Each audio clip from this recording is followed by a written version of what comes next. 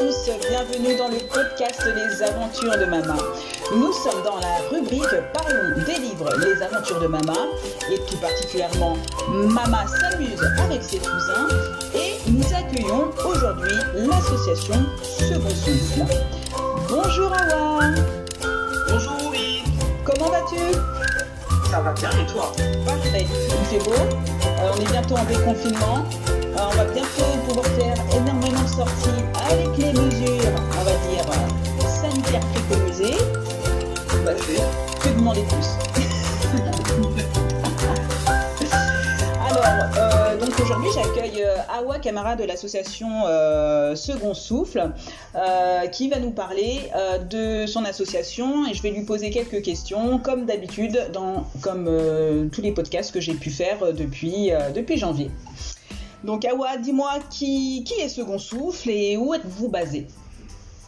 Alors Second Souffle, c'est une association qui soutient et qui accompagne les proches aidants. On expliquera peut-être tout à l'heure ce que c'est un peu plus précisément. Elle a été créée en 2016 à l'initiative de parents qui sont eux-mêmes concernés par le handicap d'un de leurs enfants, et on est basé sur la Queue-les-Yvelines. Et vous intervenez sur quel département? Alors, on intervient sur toutes les Yvelines, et selon nos projets, parfois, il y a des projets qui ont plus un focus sur, par exemple, en ce moment, l'agglomération de Saint-Quentin en Yvelines. D'accord. Ah bah ça, c'est un bon point, ça. Et dis-moi, pourquoi les parents ont, puisque tu as dit précédemment que c'était de l'initiative des parents, cette création d'association, quel est l'objectif de cette création? Quelles sont les missions et la vocation première de la création de cette association? Oui, bah écoute, en fait, moi-même, je suis concernée par le polyhandicap d'un de mes enfants. Dans l'équipe également, on est tous concernés par le handicap d'un enfant en situation, d'un enfant, pardon. Et l'idée de Second Souffle, au tout départ, c'était vraiment de proposer à des parents qui ont un enfant en situation de handicap ou atteint de maladie chronique des temps de répit. Donc, au début de l'association, on a fait beaucoup d'ateliers et d'actions pour permettre à ces parents de souffler. Comme je disais tout à l'heure, un aidant familial ou un proche aidant, c'est vraiment une personne non professionnelle qui vient en aide à un titre, au titre principal ou en partie ou totalement à une personne dépendante de son entourage dans plusieurs de ses activités. En France, il y a à peu près 11 millions d'aidants et les parents aidants représentent un peu plus d'1 million de personnes.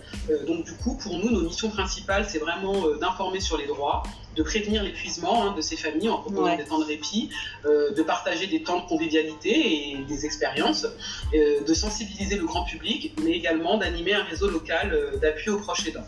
D'accord, bah, c'est super. Je pense que c'est vraiment très important d'avoir une structure qui puisse permettre aux parents de respirer, parce que face, on va dire, à des grandes difficultés qu'ils peuvent rencontrer, d'avoir une écoute et puis un accompagnement dans ces démarches-là, c'est vraiment, je pense, un bien fou. Alors, je ne sais pas si tu as eu un retour des parents par rapport à ça, et est-ce que aussi on voit une différence de réaction aussi de la part des enfants? Est-ce que les enfants voient une amélioration des échanges entre eux et leurs parents? Bah, après, nous, c'est vrai, oui, on est... ce qu'on dit souvent, c'est que nul n'est préparé à cette expérience qui est souvent floue au départ quand le handicap surgit. Comme on dit souvent dans l'association, on ne naît pas parent d'un enfant en situation de handicap, on le devient.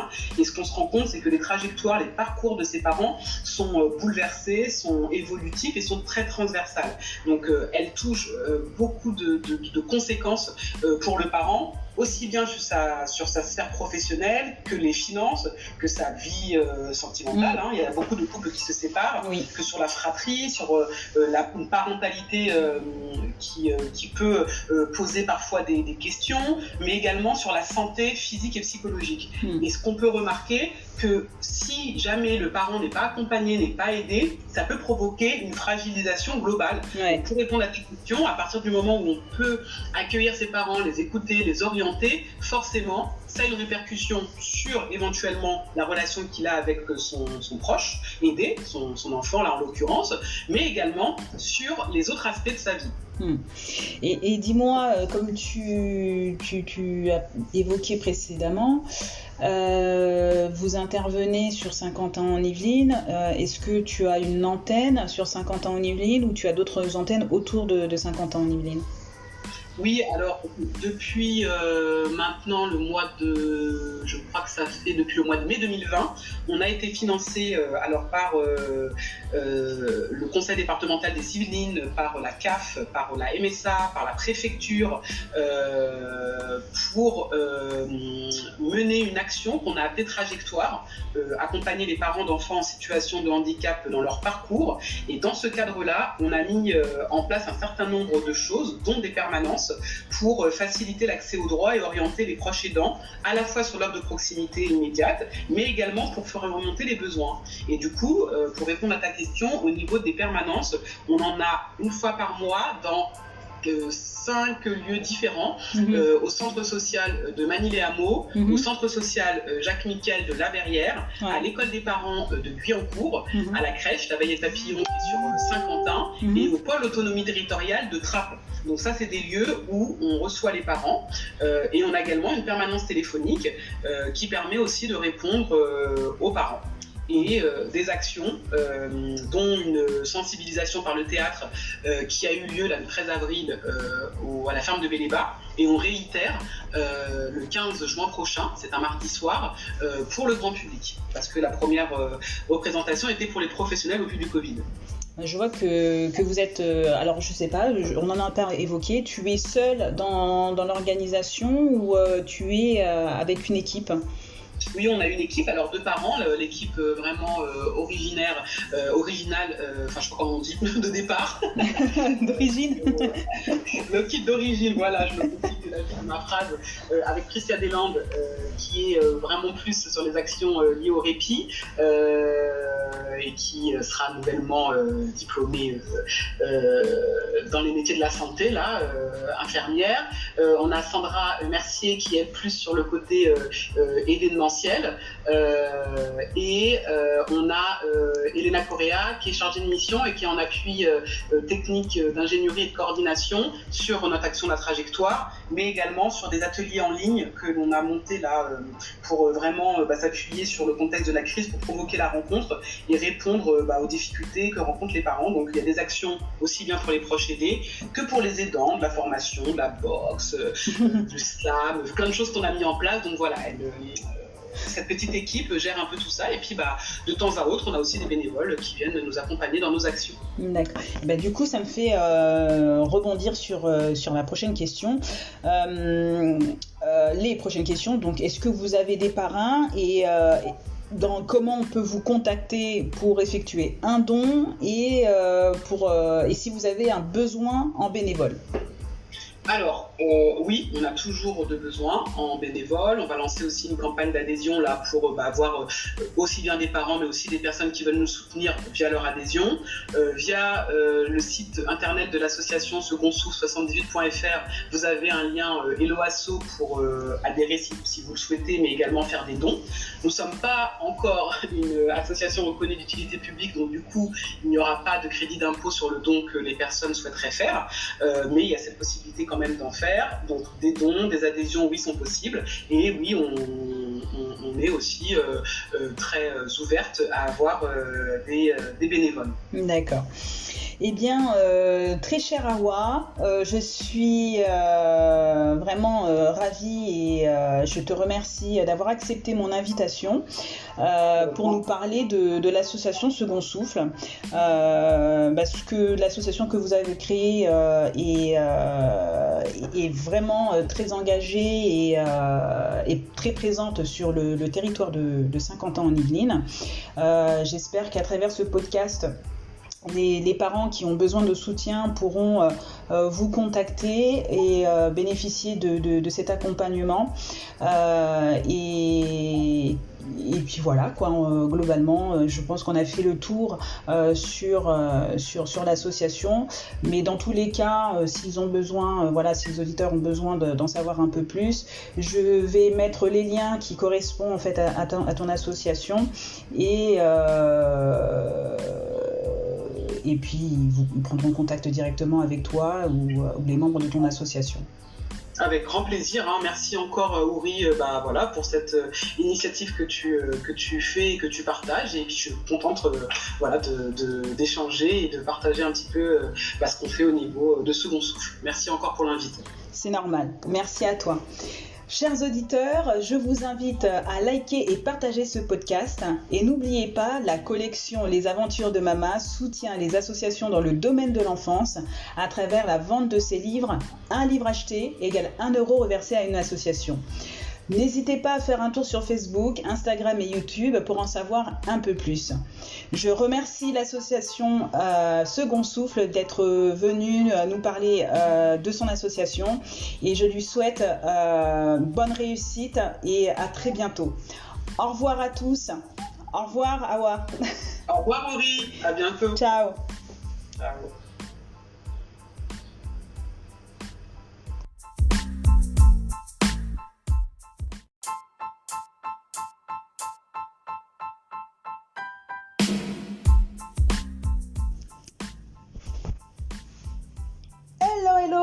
Bonjour à tous, bienvenue dans le podcast Les Aventures de Mama. Bienvenue dans la rubrique des questions de Ja. Aujourd'hui, la thématique c'est... la librairie. La librairie, super. Eh bien, délivre-nous ta première question, Jalène. C'est quoi une librairie ? Qu'est-ce qu'une librairie ? Alors, je vais faire très simple. Je vais sortir un petit peu du dictionnaire et faire un petit mixte avec ce que j'en pense, parce que le dictionnaire c'est un peu trop raide, et je vais essayer de l'adapter pour que tout le monde puisse comprendre ce que c'est qu'une librairie. Donc une librairie, à la différence d'une bibliothèque, c'est un magasin ou une boutique où l'on vend des livres, voire des fournitures et autres accessoires pour les librairies qui veulent diversifier leur vente. Et la personne qui effectue le commerce des livres est appelée un libraire. Ok, ensuite la deuxième question, c'est quels sont ils font quoi les libraires ? Alors, les libraires, qu'est-ce qu'ils font dans une librairie ? Il se peut qu'ils commandent des livres, bon, il se peut, c'est sûr, qu'ils commandent des livres, ils réapprovisionnent leur stock, ils effectuent l'étiquetage des produits, notamment quand ils font l'inventaire, ils essaient d'harmoniser la présentation de leur vitrine ou même de la librairie. Ils prennent contact avec les représentants des maisons d'édition ou bien même ils font... je suis en train de bugger. Ils font appel aussi à des indépendants comme moi. Et il leur arrive également d'organiser des séances de dédicaces d'auteurs. Ok. Est-ce que aussi il y a différents types de librairies ? Oui, il y a différents types de librairies. Par quoi je pourrais commencer ?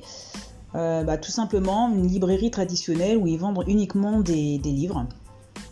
C'est assez varié, des livres neufs, on va dire anciens aussi, des livres qui sont généralistes ou spécialisés, des livres d'occasion, ça peut être des documents également des documents de presse. Ça peut être aussi une librairie qui fait aussi papeterie, comme la librairie du Pavé du Canal, là où est situé les livres de Mama, des aventures de Mama, donc Mama va au pot et Mama et le loup, sont dans une librairie papeterie indépendante. Il y a les librairies ambulantes, un peu comme des food trucks, sauf que c'est des book trucks.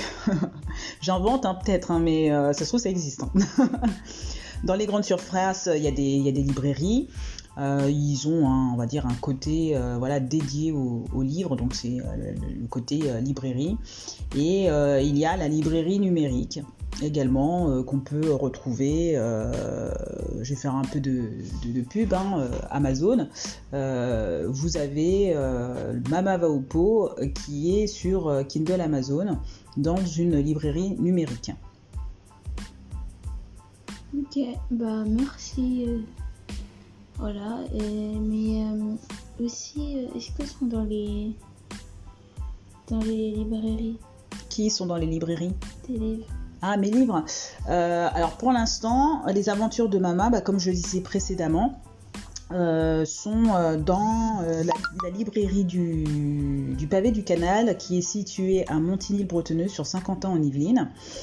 Donc on peut y retrouver Mama va au pot et Mama et le loup. Et en librairie numérique, également, comme je citais précédemment, il se trouve sur Kindle Amazon. Mama va au pot est sur Kindle Amazon.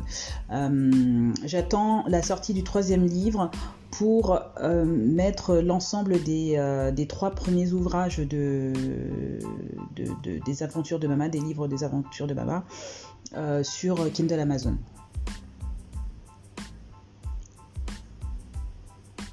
C'est tout ? Oui. Nickel. Et bien voilà, on arrive à la fin du podcast. Je te remercie encore pour toutes tes questions autour de la librairie. Je pense que c'était intéressant et puis même pour moi, c'est toujours intéressant de découvrir encore une autre facette de tout ce qui tourne autour des livres. Et puis je pense que les auditeurs aussi sont un petit peu comme moi. Donc, nous sommes arrivés, comme je disais, à la fin du podcast. Chers auditeurs, je vous invite à liker et partager ce podcast. Et n'oubliez pas, la collection Les Aventures de Mama soutient les associations dans le domaine de l'enfance à travers la vente de ses livres. Un livre acheté égale 1 € reversé à une association. Comme je vous le disais, vous avez le livre Mama va au pot et Mama et le loup disponible en me contactant ou dans la librairie Le Pavé du Canal située à Montigny-le-Bretonneux. N'hésitez pas à faire un petit tour sur Facebook, Instagram, YouTube pour en savoir un peu plus. Et aussi, vous avez la possibilité de me retrouver sur TikTok et Twitter. Allez, au revoir, merci à tous, merci pour votre écoute. Je vous souhaite une bonne journée, bonne soirée et à très bientôt. C'était le podcast Les Aventures de Mama. Rastafari. Au revoir. Au revoir.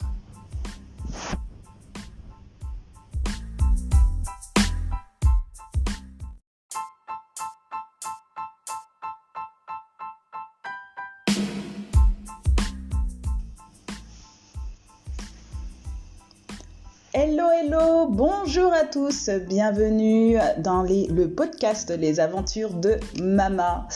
Et plus particulièrement, nous sommes dans la rubrique de l'invité. Bonjour Anaïs. Bonjour.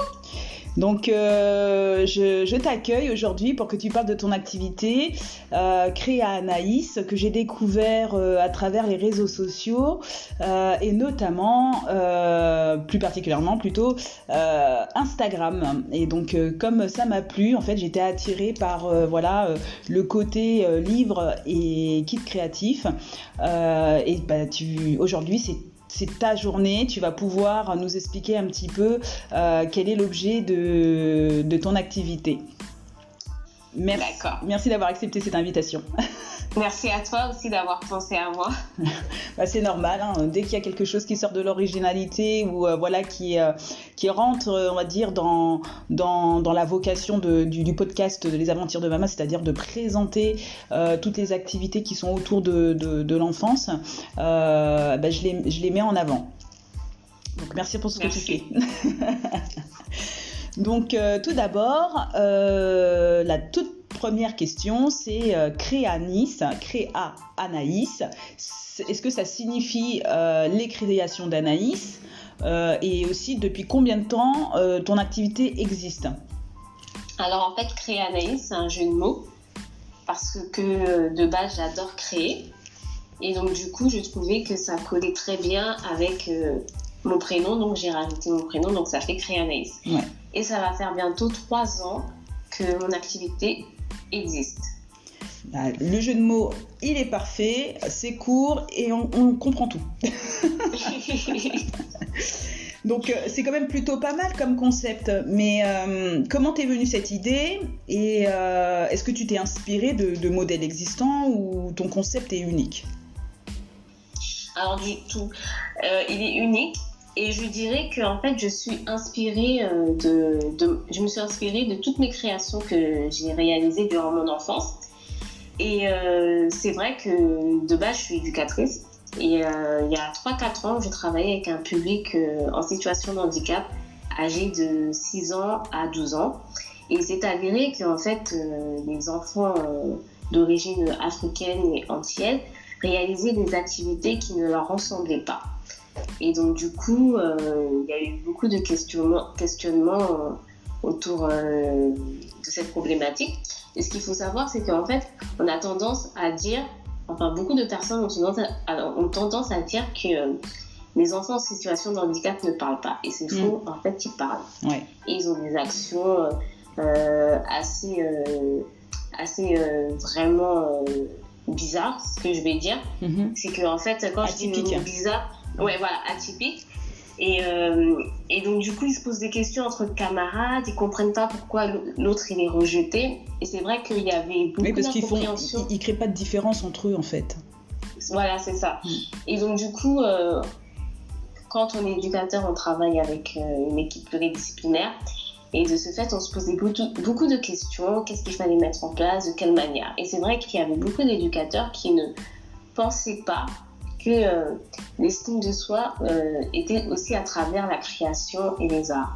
Tout à fait. Donc ce qui s'est passé, j'ai créé une série d'activités sur le domaine de l'Afrique et de l'Asie.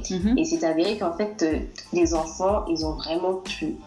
Et donc du coup, un jour, il y a une collègue qui m'a dit mais en fait, Anaïs, il serait temps que tu puisses montrer ton travail à d'autres personnes. Donc du coup, cette idée, elle est rentrée dans mon oreille, elle est ressortie par l'autre oreille. Ouais. Et un jour, j'ai été en arrêt maladie pendant une très longue période. Et donc, je m'ennuyais. Donc, j'ai commencé à écrire tout ce que j'avais réalisé avec les enfants et à mettre en forme d'abord informatiquement. Et ensuite, j'ai contacté une maison d'édition pour pouvoir imprimer des ouvrages éducatifs. Donc voilà, c'est ça l'histoire. Un mal pour un bien. Voilà. Un bien qui sert à tous. Voilà. Et donc du coup, comment sont conçus les kits et est-ce que tu collabores avec un sous-traitant? Alors, les kits manuels sont réalisés par moi-même. Et en fait, j'ai tous les outils chez moi pour pouvoir, par exemple, perforer les corps des poupées pour que les enfants puissent coudre avec une aiguille en plastique. Ensuite, les ouvrages, c'est une collaboration que je fais avec Kuzu Édition.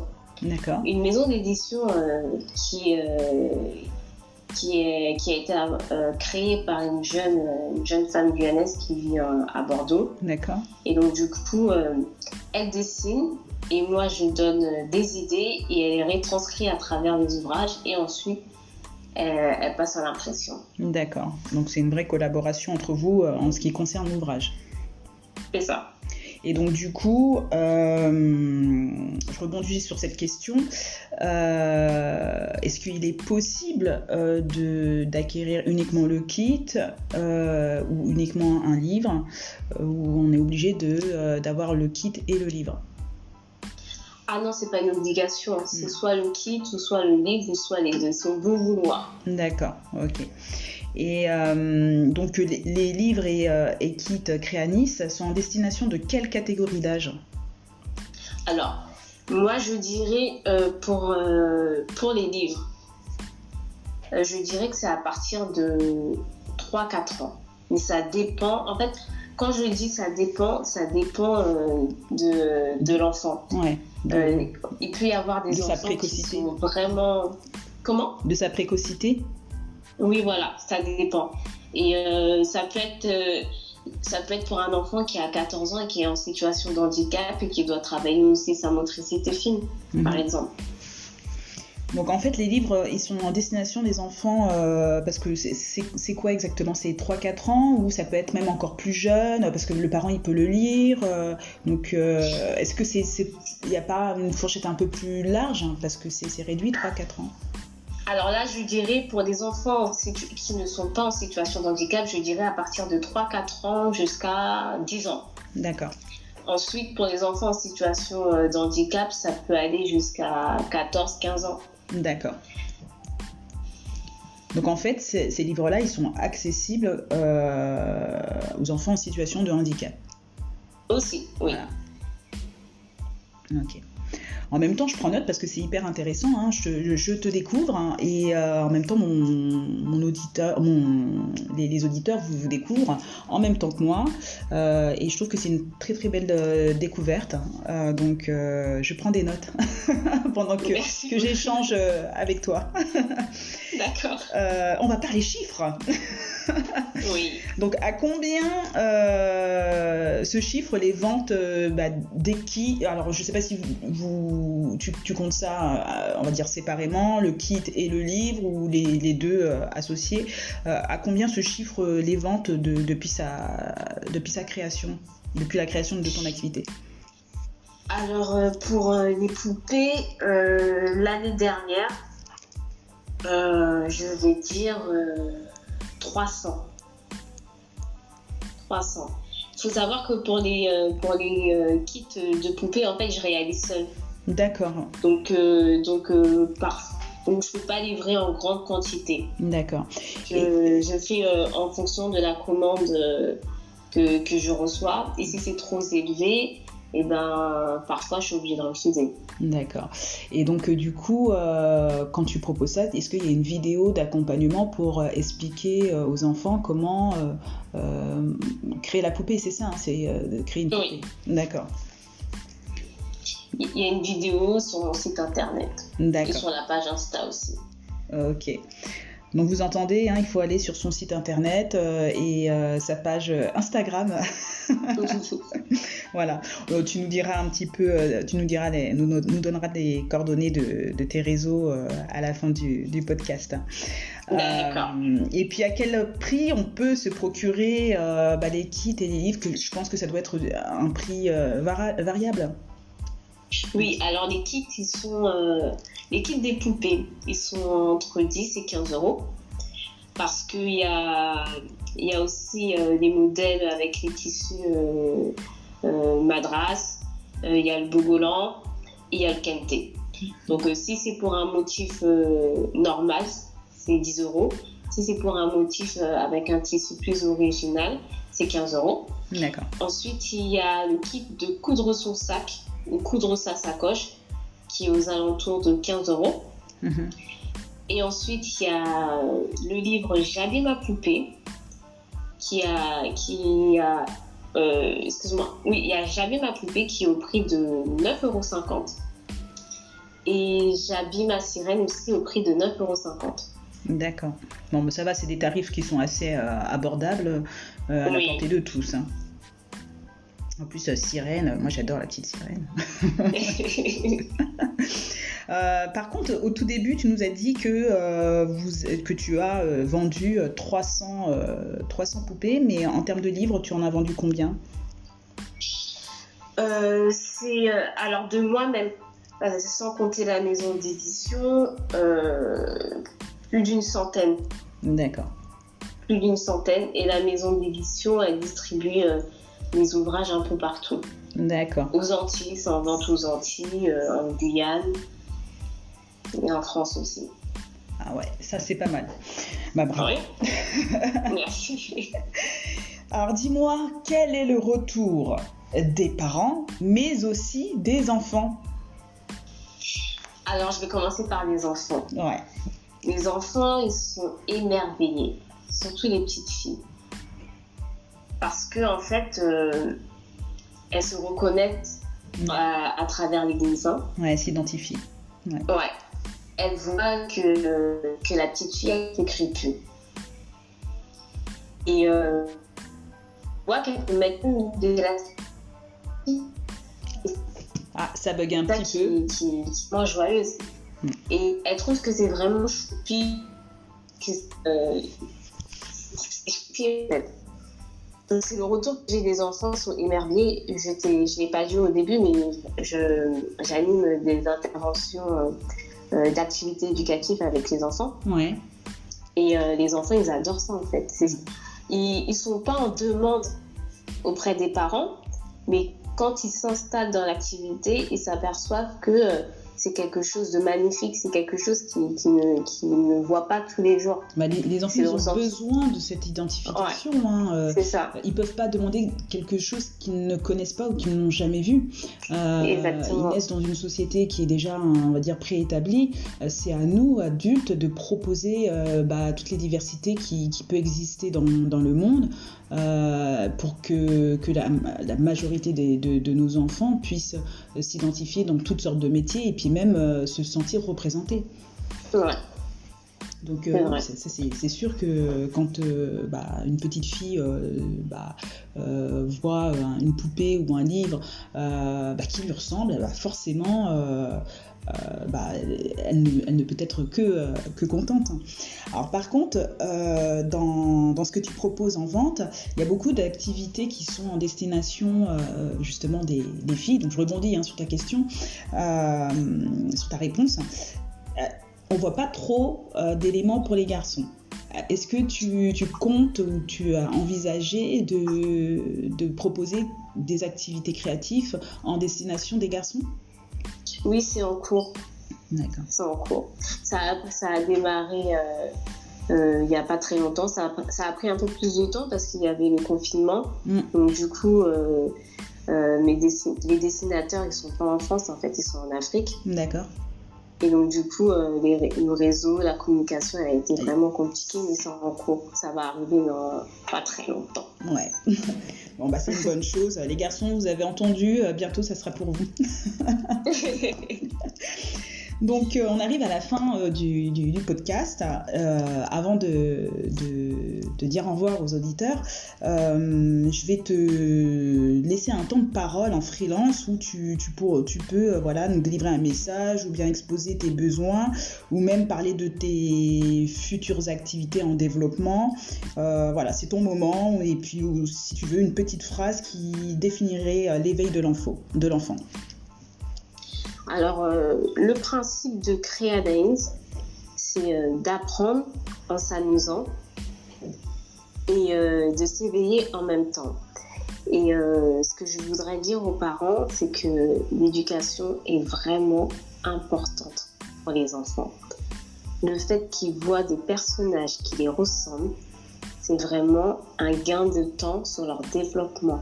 C'est vraiment très important et je sais qu'il y a beaucoup de parents qui ne prêtent pas encore beaucoup attention à cette problématique.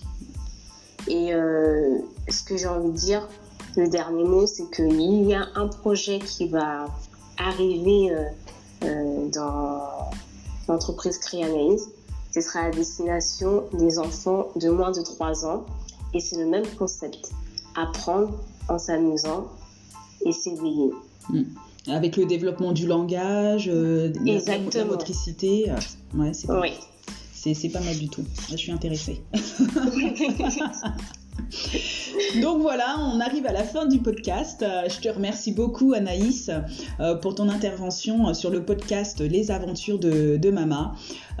C'était un très joli interview. On a pu découvrir ce que tu faisais et tes activités à côté de ce que tu nous proposes en termes de livres et kits créatifs. Donc, je te remercie, chers auditeurs. Je vous invite à liker et partager ce podcast. Et surtout, n'oubliez pas, la collection Les Aventures de Mama soutient les associations dans le domaine de l'enfance à travers la vente de ces livres. Un livre acheté égale 1 euro reversé à une association. Donc, n'hésitez pas à faire un petit tour sur Facebook, Instagram et YouTube pour en savoir un peu plus. Allez, je vous souhaite une bonne journée, bonne soirée, bon après-midi, peu importe à quelle heure vous écoutez le podcast. Au revoir tout le monde. C'était le podcast Les Aventures de Mama. Au revoir Anaïs. Merci. Au revoir. Au revoir. Merci à toi.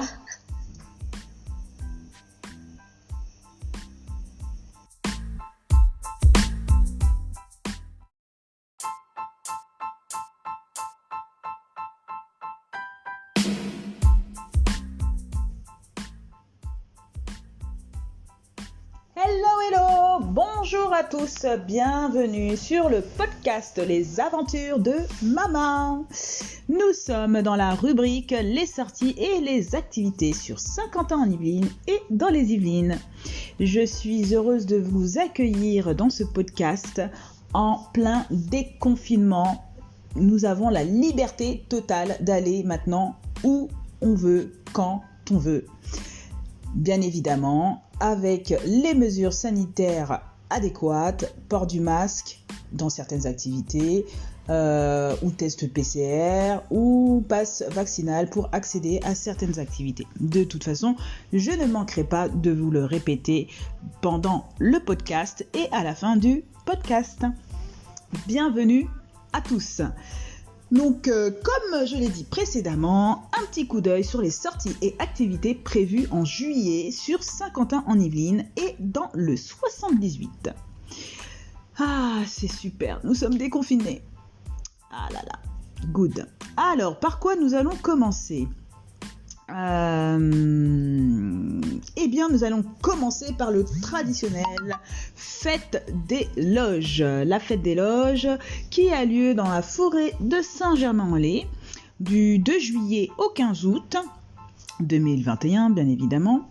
Il vous propose, comme à son habitude, une multitude d'attractions en tout genre pour tous dans une ambiance de fête foraine. Dans la Fête des Loges, les mesures que j'ai remarquées, c'est le port du masque qui est obligatoire. La Fête des Loges est ouverte tous les jours de 14h à 2h du matin ou de 15h à 1h30 du matin. Ça dépend des jours, donc il faudra les contacter. Donc n'hésitez pas, je vous donne des informations, vous n'avez pas l'entièreté des informations, donc appelez ou renseignez-vous directement sur le site internet. De toute façon, tous les liens des sites internet se trouvent en bas dans la rubrique soit en short, YouTube, Facebook et Instagram. Donc vous pouvez cliquer sur les liens et puis vous serez directement redirigé sur les sites internet. Ensuite, nous venons du côté un peu plus sportif. Les villages Fondation Paris Saint-Germain s'installent dans le 78. Donc, les villages Fondation Paris Saint-Germain sont soutenus par le département des Yvelines. Et donc, tout au long du mois de juillet, ils organisent dans les villes et villages du département. Ils offrent en fait la possibilité aux jeunes Yvelinois et à leurs familles de participer à des ateliers sportifs, éducatifs et citoyens. Les activités sont organisées de 13h à 17h et principalement dans les zones rurales et les quartiers prioritaires des Yvelines.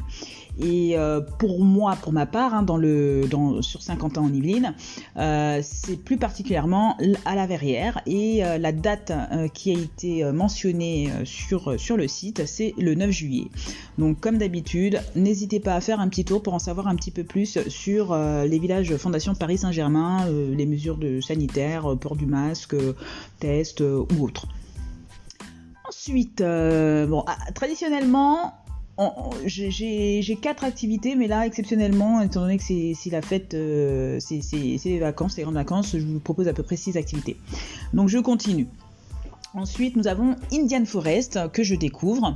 Donc, il vous est proposé de l'acrobranche, des courses d'orientation et de l'escalade.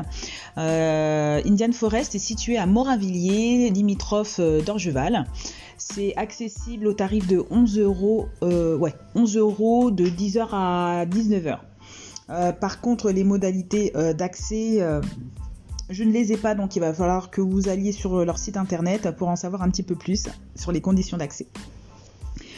Ensuite, nous avons, c'est aussi une découverte pour moi, le Festival des enfants.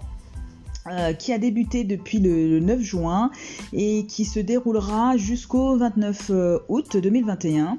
Et au programme, vous avez structure gonflable, manège, trampoline, jeu d'adresse, confiserie, snacks salés, terrasses. Ah, les terrasses, on les attendait. Jusqu'à la fin de l'été. Alors venez profiter avec vos enfants de cette fête foraine installée aux Essarts-le-Roi. Et vous m'en direz des nouvelles si vous le souhaitez. Vous pouvez me laisser un petit mot sur YouTube, Instagram, Facebook pour me dire ce que vous en avez pensé de ces activités. Ensuite vient la 5e activité. Alors là, j'applaudis très fort la ville de Guyancourt qui propose un programme du tonnerre. Donc la ville propose avec Vive l'été à Guyancourt un programme haut en couleur pour cet été en destination des Guyancourtois de tous âges. Donc il propose pendant tout l'été des spectacles, des sorties, du sport, des concerts, du cinéma en plein air, des jeux et des activités à n'en plus finir. Donc toutes les activités doivent respecter les règles sanitaires en vigueur et notamment le port du masque qui est obligatoire. Vous retrouverez sur le site de la ville donc sur le site de la ville, vous retrouverez l'agenda et les modalités d'inscription des activités et les conditions d'accès d'un point de vue sanitaire. Donc c'est une grande première et j'espère que les Guyancourtois vont bien profiter de toutes ces activités qui sont proposées dans leur collectivité. Ensuite vient le village sportif et culturel à l'île de loisirs de Saint-Quentin en Yvelines. Donc cet été, l'île de loisirs de Saint-Quentin en Yvelines célèbre les 10 ans du village sportif et culturel. Donc du 19 juillet au 6 août 2021, l'accès est gratuit pour tous. Donc toutes les modalités d'accès et le programme sont sur le site internet de l'île de loisirs de Saint-Quentin. Donc n'hésitez pas, allez-y faire un tour. Voilà. Voilà, on arrive à la fin de toutes les activités que je vous propose. Tous les liens des activités que je vous ai énoncées dans ce podcast se trouvent sur Facebook, Instagram, YouTube. Vous pouvez y faire un tour et vous en saurez un peu plus sur ce qui est proposé et ainsi que toutes les modalités d'accès et les mesures sanitaires à respecter.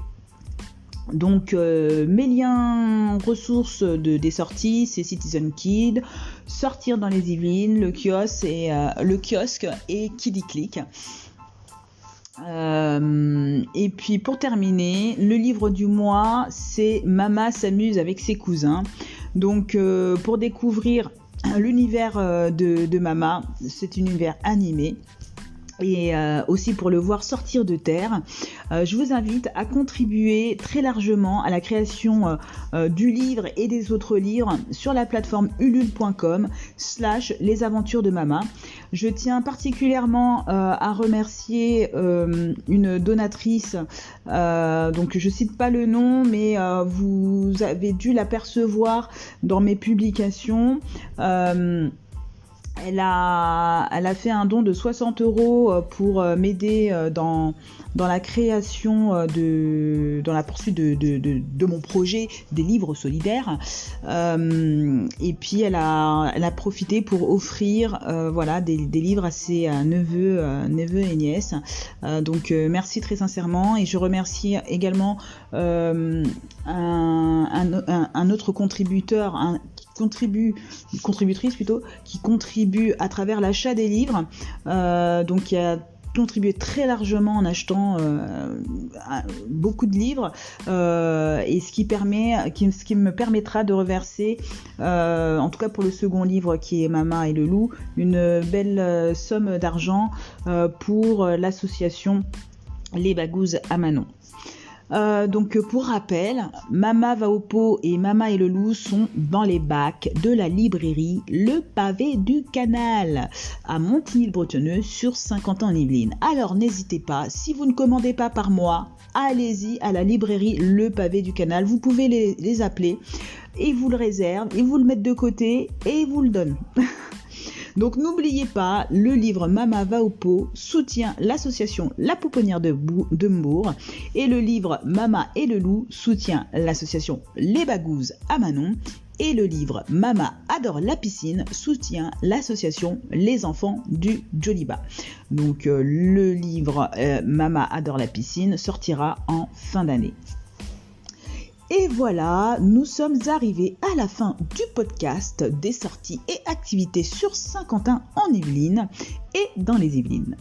Donc je tiens à rappeler, comme sur le précédent podcast, pour toutes les sorties en extérieur, contactez les organismes afin de prendre rendez-vous et connaître les modalités d'accès qui ont dû relativement changer en raison du contexte sanitaire actuel et surtout depuis le déconfinement. Donc, mais surtout aussi les contacter pour avoir tous les renseignements qu'il faut sur les activités. Je vous remercie encore de votre écoute et vous invite à liker et partager le podcast Les Aventures de Mama sur Anchor, Facebook, Instagram et YouTube. Je vous souhaite une excellente journée, matinée, après-midi, soirée, peu importe à quelle heure vous écoutez. Et surtout, je vous souhaite d'excellentes vacances. Rastafari!